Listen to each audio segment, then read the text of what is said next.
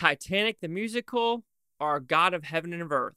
Which one would you have picked?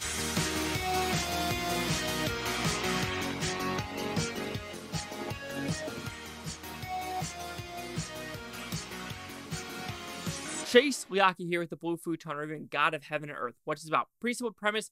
I would say this is like a Discovery Channel, a Nat Geo type of show in movies that is a 50-50 movie. The first half of the movie is, I would say, between 2007 documentary about this guy talking to this crowd of people about the solar system, the stars, constellations.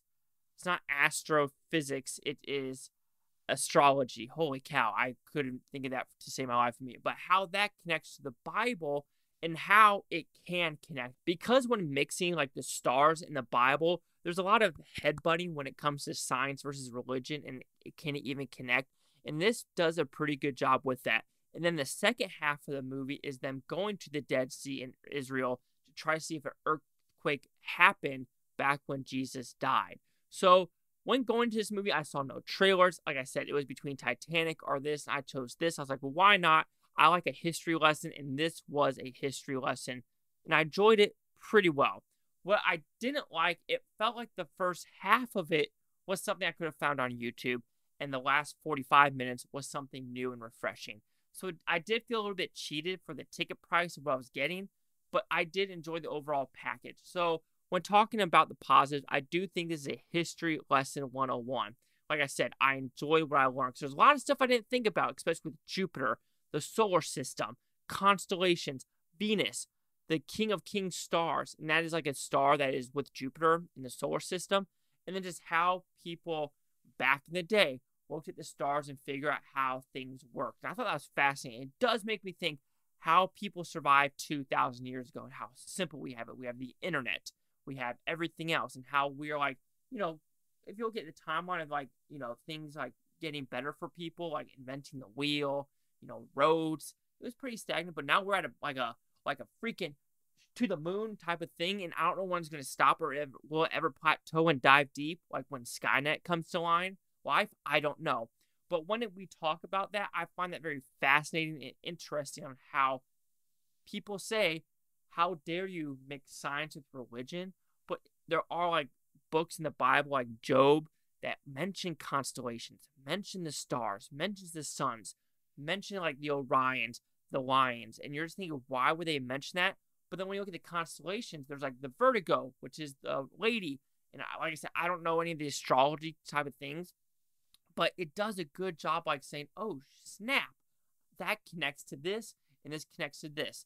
And it's not like it was some guy's like, yeah, it was a hypothesis, but he came with a conclusion with facts. And this is not like I want a conclusion and I'm going to do the hypotheses the backwards way. Of course, we have the hypotheses and how it concludes, because it might not match. And here, it didn't match in some scenes, but it matched a lot. And this guy was a lawyer, so he had a lot of speculation. So I kind of believe that he didn't believe everything he saw. He wanted to go deeper and make sure everything he had on paper was correct.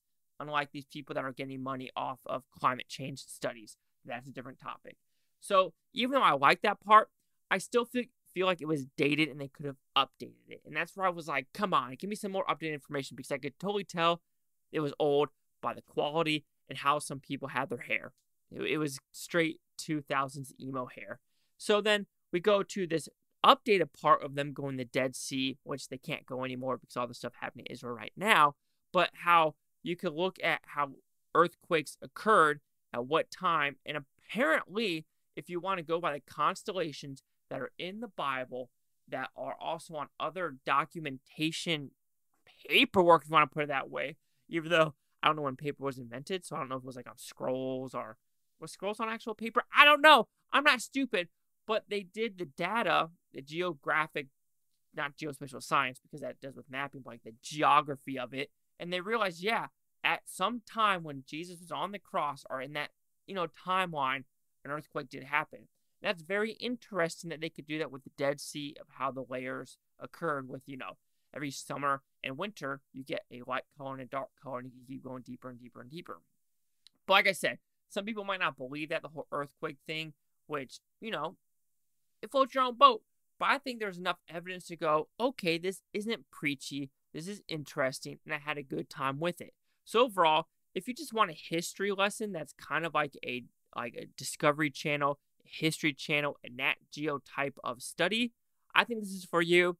But like I said, I do wish, since this came out in 2023, half the movie should have been updated. So God of Heaven and Earth will receive a 4 out of 5 with Futons, which equals at 80%. Let's see the critics' news scores gave this one. So no critics and no audience score. Just making sure there's absolutely nothing on there.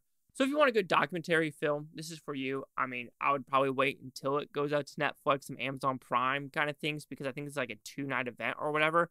But I learned something, and that's all I could ask for when I watch something like this. 80-0. Chase Lock here with the Blue Futon. Like, comment, subscribe. Let me know what you think. It's Butontopia. You Butons, have a great day. Now I don't care. Watch this today, tomorrow, a week from now, a month from now, a year from now. I love every single one of you. And when you see stuff like this, does it change your mind? Are you a skeptic still? A skeptic? Septic? Not septic. Septic's like a septic tank.